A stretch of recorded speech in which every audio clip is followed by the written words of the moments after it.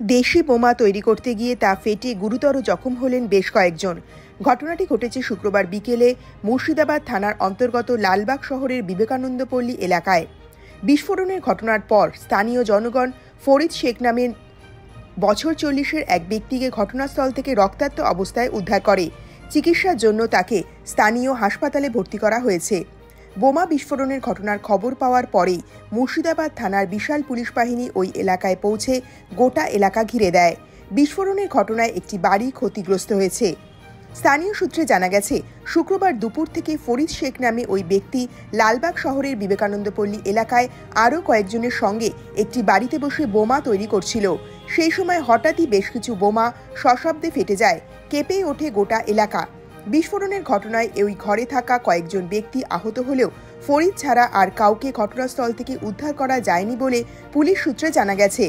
জেলা পুলিশের এক আধিকারিক নাম না প্রকাশের শর্তে বলেন, বহরমপুর থানার শিয়ালমারা এলাকার বাসিন্দা ফরিদ বোমা তৈরির একজন অভিজ্ঞ কারিগর হিসাবে পরিচিত। কেউ বা কারা ফরিদকে বোমা তৈরির জন্য লালবাগ শহরে নিয়ে এসেছিল বলে অনুমান পুলিশের। প্রসঙ্গত, সম্প্রতি মুর্শিদাবাদের সাগরপাড়া থানার ধনিরামপুর খয়েরতলা এলাকায় বোমা তৈরি করতে গিয়ে 3 ব্যক্তির মৃত্যু হয়। ভেঙে পড়ে একটি আস্ত বাড়ি। ফের একবার বোমা তৈরির সময় বিস্ফোরণের ঘটনায় আতঙ্কিত মুর্শিদাবাদবাসী। মুর্শিদাবাদের বিজেপি বিধায়ক গৌরীশঙ্কর ঘোষ বলেন, কিছুদিন আগে নওদা এবং হরিহরপাড়া থেকে 4 জন জঙ্গি ধরা পড়েছে। আমার আশঙ্কা, জেলাতে আতঙ্কবাদী কাজের জন্য এই বোমা তৈরি হচ্ছিল। গোটা মুর্শিদাবাদ জেলা বারুদের স্তূপের ওপর রয়েছে। মুর্শিদাবাদ জেলাকে কেন্দ্রশাসিত অঞ্চল ঘোষণা না করা হলে আগামী দিনে এই জেলা বাংলাদেশের অধীনে চলে যেতে পারে। কখন হয়েছে ঘটনাটা?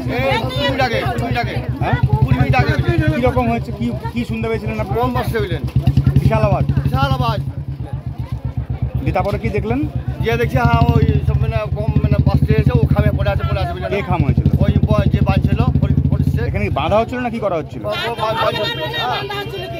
বাঁধছিল বাঁধতে বাসতে এসে।